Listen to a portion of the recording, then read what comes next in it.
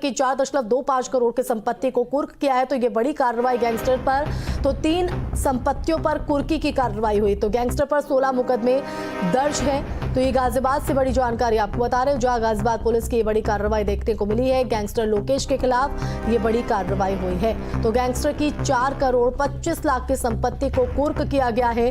3 संपत्तियों पर कुर्की की ये कार्रवाई। तो कार्रवाई के दौरान की तस्वीर आप देख रहे हैं। तो बता दें कि गैंगस्टर लोकेश पर 16 मुकदमे दर्ज है और देखिए उस पर किस तरह से चौतरफा शिकंजा कसते हुए गैंगस्टर लोकेश के खिलाफ ये बड़ी कार्रवाई करते हुए उसकी करोड़ों की संपत्ति को कुर्क किया गया है। तो 4 करोड़ 25 लाख का कीमत इन संपत्तियों की बताई जा रही। तो 3 संपत्तियों पर कुर्की की कार्रवाई के दौरान की ये तस्वीर आप टीवी स्क्रीन पर देख रहे हैं। तो जो पूरी प्रक्रिया जो कुर्की की कार्रवाई के दौरान रहती है वो यहाँ पर की गई और गैंगस्टर पर शिकंजा कसा गया है। तो 3 संपत्तियों पर ये कुर्की वाला एक्शन देखने को मिला है।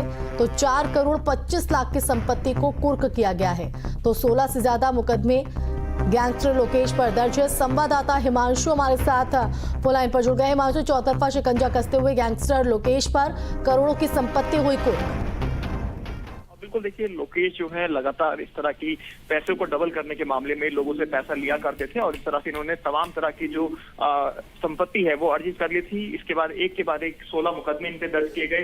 गैंगस्टर की कार्रवाई करते हुए पुलिस ने इनको जेल भी भेजा, लेकिन जो प्रॉपर्टी थी उस पर 16 की कार्रवाई करते हुए उसे कुर्क करने के आदेश दिए गए, जिसके बाद 4.24 करोड़ यानी 4 करोड़ 24 लाख रुपए की जो संपत्ति थी वो बदबुन बाबूधाम पुलिस द्वारा कुर्क की गई। बकायदा वहां पर ढोल नगाड़े बजाए गए, पोस्टर चिपकाए गए और उसके बाद जो उनकी संपत्ति थी उसको कुर्क करने का काम किया गया। 3 संपत्तियां थी जो अलग अलग थाना क्षेत्र में थी, तीनों को कल कुर्क कर लिया गया है और उसकी जो टोटल कॉस्ट निधि थी वो 4 करोड़ 24 लाख रुपए दी गई है। पुलिस का ये कहना है और भी अगर संपत्ति लोकेश की पाई जाती है तो उसको भी कुर्क किया जाएगा। पूरे गैंग के साथ लोकेश ये काम किया करता, जिसमें एक महिला मित्र भी शामिल थी, एक अन्य दोस्त था। सभी को पुलिस ने गिरफ्तार कर पहले ही जेल भेज दिया है, लेकिन अब इनकी संपत्तियों की डिटेल खंगाली जा रही है। जैसे जैसे संपत्ति निकलकर सामने आ रही है ये कुर्की कार्रवाई पुलिस द्वारा की जा रही है। जी बिल्कुल हिमांशु, गैंगस्टर पर 16 मुकदमे दर्ज बताए जा रहे हैं और अब कहीं ना कहीं उसके साथियों पर भी इस तरह की कार्रवाई शिकंजा कसते हुए। बिल्कुल, मैंने आपको पहले भी बताया कि जिस तरह से 2 साथी हैं इनके, एक महिला मित्र हैं और एक और साथी थे, उनको भी पुलिस द्वारा गिरफ्तार कर जेल भेजा जा चुका है। उनकी संपत्तियों की भी डिटेल खंगाली जा रही है। जैसे ही उनकी संपत्तियों की डिटेल सामने आएगी उन पर भी कोर्ट से आदेश लेने के बाद संपत्तियों की कुर्की की कार्रवाई पुलिस द्वारा की जाएगी। और बिल्कुल इस तरह की कार्रवाई से एक नजीर भी पेश होते हुए हिमांशु की, अगर आपने अपराध जगत में इस तरह से जो संपत्तियां कमाई हैं उन पर इसी तरह से कार्रवाई पुलिस की देखने को मिलेगी, चाहे आम हो या खास हो।